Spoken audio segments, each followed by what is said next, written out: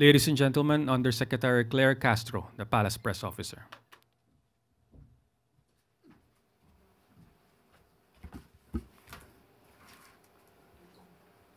Magandang araw, Malacanang Press Corps.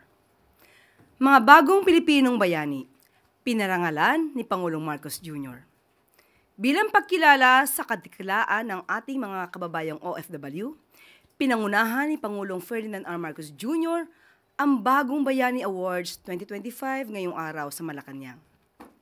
27 makabagong bayani ang binigyang parangal ng Pangulo para sa kanilang natatanging kontribusyon sa pagtataas ng dignidad at pagpapakita ng kabutihang loob at kakayahan ng Pilipino sa anumang panig ng mundo. Hinirang ng Pangulo ang sakripisyo ng ating mga kababayang OFW na di alintana na mawalay sa mga mahal sa buhay, maitaguyod lamang ang kanilang pamilya at gampanan ang tungkulin. Sa kanyang talumpati, tiniyak ni Pangulong Marcos Jr. na buo ang suporta ng pamahalaan sa lahat ng OFW. Ito'y sa pamamagitan ng mabilis at wastong aksyon ng Department of Migrant Workers at OWA at kanilang mga programa. Makakaasa ang ating mga kababayan sa ibang bansa na gagawin pang mas maayos ang mga proseso at serbisyo para sa kanilang ikagiginhawa, hindi lamang sa pag-alis, kundi lahat ng aspeto ng kanilang paglalakbay. Kabilang dito ang digitalization ng serbisyo gaya ng OFW Travel Pass sa eGov PH app at online employment contract verification system. Nariyan din ang humigit kumulang 300,000 electronic cards mula sa OWA para sa mas madaling access ng Filipino migrant workers sa government services and benefits at ang Action Fund na naglalayong makatulong sa mga legal, medical at pinansyal na pangangailangan ng mga OFW. Ilan lamang dito sa maraming programa ng administrasyon ni Pangulong Marcos Jr. para sa ating mga bagong bayani. Ang mga hakbang na ito ay patunay na dedikasyon ng pamahalaan upang gabayan at pasalamatan ang ating mga huwarang OFW. Muli, maraming salamat po at mabuhay kayo, aming mga bagong bayani.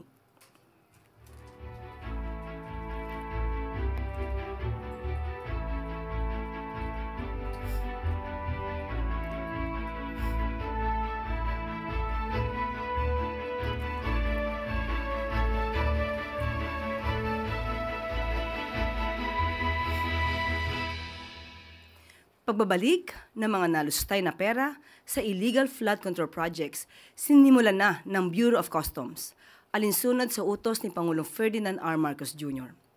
Bilang tugon sa utos ni Pangulong Marcos Jr. na maibalik ang pera ng taong bayan mula sa mga maanumalyang flood control projects. Sinimulan na kaninang umaga ang pag-auction sa 7 mamahaling sasakyan ng mga diskaya na nakumpiska ng Bureau of Customs. Patunay din ito sa hangarin ni Pangulong Marcos Jr. na maipakita sa publiko na walang puwang sa pamahalaan ang iligal na mga gawain at uusigin ang sinumang lalabag sa batas.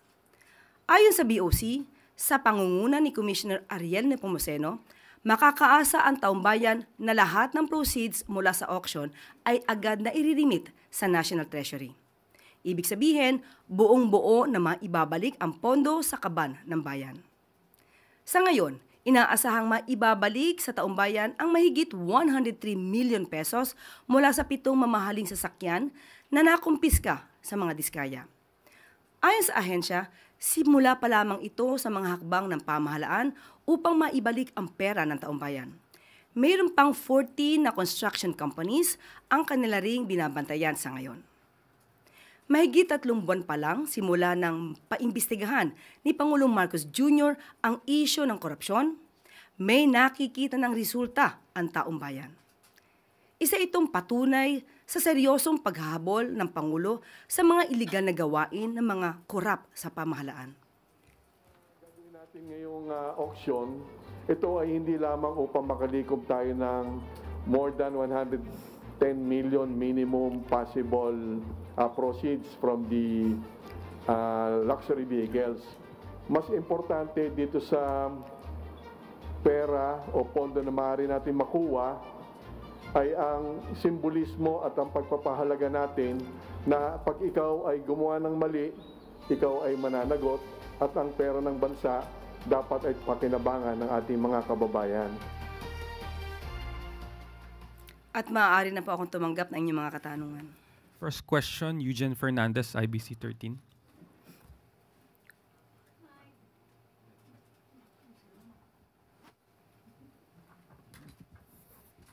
Good morning, Yusek. With regards to the auction of the Bureau of Customs regarding with the luxury cars, how would the government ensure that the proceeds of the auction would be felt by the Filipinos, especially the, allegedly it came from the flood control anomalies? Paano po natin ma-ensure na mapaparamdam sa mga Pilipino yung proceeds na to? Ang proceeds po na ito ay mapupunta sa forfeiture fund pero hindi po ito gagamitin ng diretso ng BOC. Ito po ay iririmit po sa National Treasury. So, gagamitin po ito para sa taong bayan, lalo na ngayon na ayaw po ng Pangulo ng korupsyon. So, makakasiguro po tayo sa pamamahala ni Pangulong Marcos Jr. na mga pondong ito ay dapat magamit sa tama.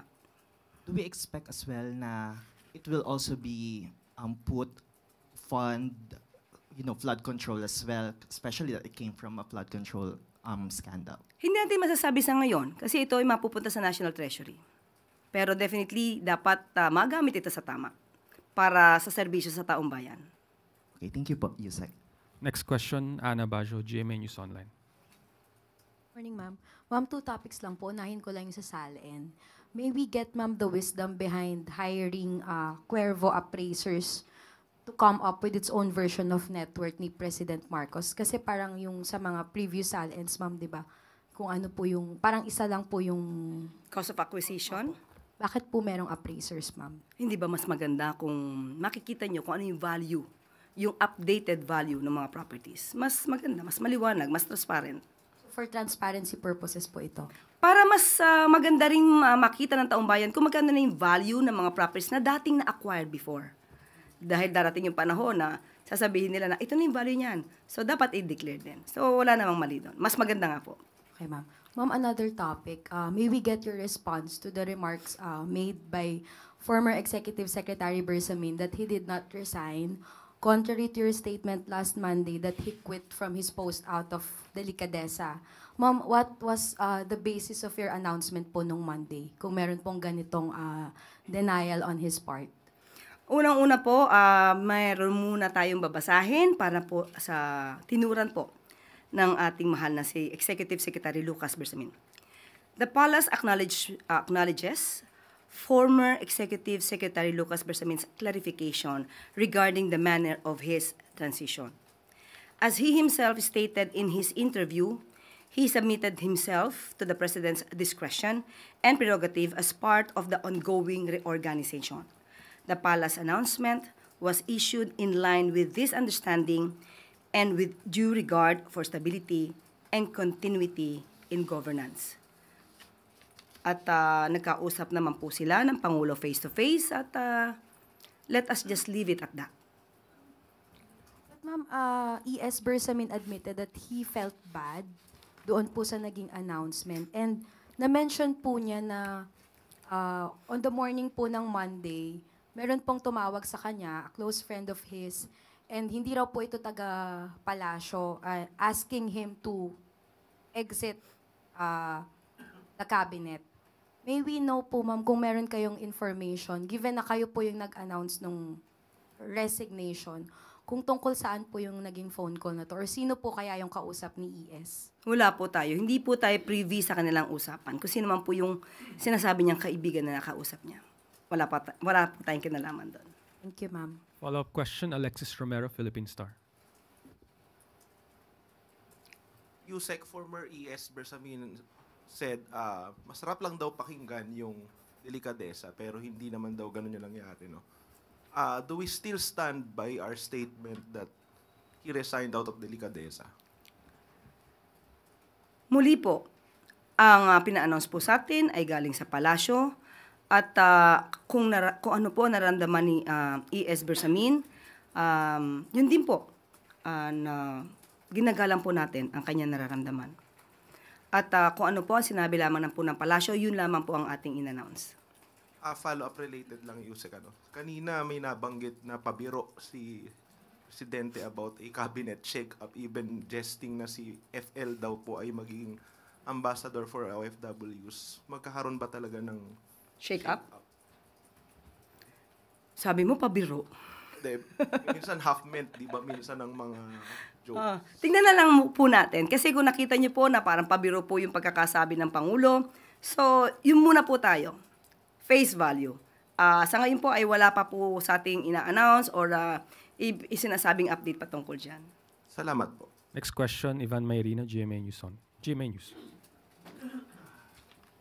Morning, Yusek. With the very important cabinet secretaries, no less than the executive secretary and the budget secretary being removed from the cabinet at may mga undersecretaries being investigated for conspiracy to commit plunder, is there an internal investigation ongoing, considering that the scandal has possibly hit the high levels to the low levels of the bureaucracy? Sa ngayon, wala pa pong pinapaabot sa atin kung may internal investigation dahil sabi nga natin kung ano man po ang issue patungkol sa flood control projects at infrastructure, nandiyan naman po ang ICI para mas maging independent po ang pag-iimbestiga. Sinabi niyo rin po, baka may mga ibang cabinet secretaries, if they feel that they are involved, mas magandang pangunahan na mag-resign na lang. But aside from that call, is it safe to say at this point that everyone is under investigation? Hindi ko po masasabi. Pinag-iisipan ko, parang wala po ang masasabi ng lahat ay under investigation. So, ang maaari lamang pong sinasagawa ng Pangulo yung performance ng bawat kabinete. At yun naman ay usual at regular. Pero kung patungkol po sa mga sinasabi natin maanumalyang flood control projects at wala naman pong nababanggit o nasasabi, parang hindi naman po kailangan mag-imbestiga patungkol dito. Ma'am, with cabinet secretaries being made to resign or resignations being accepted as you announced, and seemingly given graceful exits, paano po masisiguro ng administrasyon that they will be made to stand investigation and eventually prosecution should it come to it? Wala na po sa kamay ng Pangulo yan. Yan po ay maaari na sa kamay na po ng ICI, maaari na sa kamay na po ng Ombudsman, DOJ. Sila na po ang mag-iimbestiga. Pero hindi ho ba by allowing them to resign, parang nabibigyan sila ng free pass na to escape accountability? Wala pong pwedeng lumagpas. Kung kinakailangan po imbestigahan, private citizen, public official, kung kailangan imbestigahan, dapat imbestigahan. Thank you. Next question, Katrina Domingo, ABS-CBN. Morning, Undersecretary. The former Executive Secretary denied that he resigned out of his own accord. So ano po yung totoong reason kung bakit po siya tinanggal at sino po yung nagpatanggal? Muli, binanggit na po natin ang ating sagot at sila'y nagkausap na po. At sinabi nga po natin, pabayaan na po natin at sila naman po ay nagkausap na. I'm sorry, hindi namin pwede pabayaan because the taxpayers who are funding the government and are actually paying the salaries of this administration is actually asking for the truth from the palace. Bakit po natanggal yung executive secretary at sino po yung nagpatanggal sa kanya? Hindi ko po masasabi kung sino po nagpatanggal sa kanya. Binanggit ko po kanina na hindi ko po alam kung sinong kausap niya.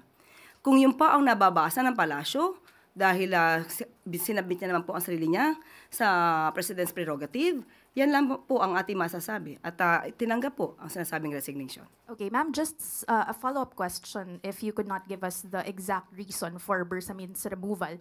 The former executive secretary was not the first official who actually experienced this kind of treatment na parang they were caught by surprise with their removal. We saw the removal of Baguio City Mayor Benjamin Magalong from the ICI, also the removal of former DPWH Secretary Bonoan from his post. How does the palace actually explain the seeming trend of unceremonious removal of high-ranking officials in the Philippine seat of power? Tanong po natin, tinanggal po ba si Mayor Magalong? Sino po bang nag-resign? Ang huli natin pagkakasabi tungkol kay Mayor Magalong ay ipapatignan, ipapacheck, ipapa-assess sa legal team kung mayroon ba na-violate. Wala pong nagpa-resign kay Mayor Magalong. Aksyon niya po yan, voluntaryo. Kaya hindi po pwedeng isama o sabihin na may unceremoniously call for his resignation. Yung nire-raise po nitong mga opisyal na to is that nauuna lagi daw po yung yung announcement before they were actually called on or discussed yung issue with themselves. How does the palace respond to that? Na may parang gap in terms of communication within the president's inner circle? Tandaan po natin, lahat naman po kami ay, ang aming service ay upon the pleasure of the president. Sabi nga nila, pagpasok mo dito, hindi mo alam kung ito na yung huling araw mo. So lahat po kami dapat ay handa doon. Next question, Ann Soberano Bomboracho. Yusek, good afternoon. Reaction lang from Palace. Magti 3 months pa lang po si House Speaker Bojo D at may mga ulat na pong papalitan umano siya.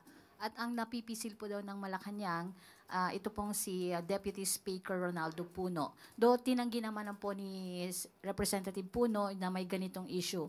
Totoo po ba na si DS Puno po ang nais ng palasyo para maging susunod na House Speaker? Ang pagpili po kasi ng liderato ng Kongreso ay wala naman po sa kamay ng Pangulo. Kung ano po ang kanilang magiging desisyon dyan, kung ano ang kanilang pagiging pagpapatakbo dyan, hindi po yan saklaw ng Pangulo. So, nasa kanila po yan, kung ano po yung nais nilang gawin sa House of Representatives. Wala po bang impluwensya si Pangulo na pwedeng ito yung pwede nating ilagay? Wala po akong nakikita at wala pong ganun. Thank you, ma'am. Last question is from Let Narciso, DZRH. Yusek, sabi po ng AFP, posible daw na foreign-funded yung ilang destabilization efforts. May ganito po bang impormasyon na natatanggap ang palasyo? Sa ngayon po, mismo ang pamunuan po ng AFP ay sinabi po sa atin na continuously nagche-check po sila at closely coordinating with the PNP regarding this. At kung ito man ay may katotohanan, kapwa Pilipino, kung may katotohanan at makikita po sa kanilang pag-iimbestiga na foreign-funded itong kanilang isinasagawang rally, masasabi po natin ito ipagtataksil sa bayan. At hindi po nararapat ito na pinanghimasukan tayo ng ibang bansa. Ang politika natin ay mukhang pinanghihimasukan na ng ibang bansa. So, hindi po maganda. Sana hindi po lumalim pa ang itong klase mga aktibidad kung nagpopondo lang naman din po ay ibang bansa. May direktiba po ba ang Commander-in-Chief tungkol dito? Still, ganun pa rin po. Kung ano po ang hindi dapat sa bansa, kung nasisira po ang interes ng bansa, dapat pong mas imbestigahan po. Pero sa ngayon po, chinecheck lamang po ito. Continuously looking on this matter, ang AFP. That is the last question, Yusek. Thank you very much. League of Provinces of the Philippines, nakatakdang bumisita kay Pangulong Ferdinand R. Marcos Jr. ngayong hapon. Inaasahang magbibigay ng courtesy call ang LPP ngayong hapon kay Pangulong Marcos Jr. Layunin ng courtesy call ng LPP na maipaabot ang kanilang suporta sa liderato ni Pangulong Marcos Jr. at ang kanilang suporta para sa pagpapasa ng mga mahalagang legislative proposals. Nagpapatuloy din ang kumpiyansa ng LPP sa administrasyon ni Pangulong Marcos Jr. at sa kanyang magandang hangarin sa pag-unlad ng bansa. Nagpapasalamat naman si Pangulong Marcos Jr. sa walang humpay na tiwala at kumpiyansa ng LPP para sa kasalukuyang administrasyon. Patuloy din ang pamahalaan upang itaguyod ang transparency, accountability, at responsableng paggamit ng pera ng bayan, lalo na sa national na pagproseso ng budget.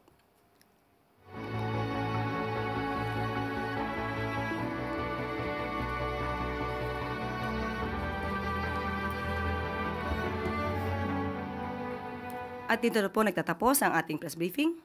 Magandang araw para sa bagong Pilipinas.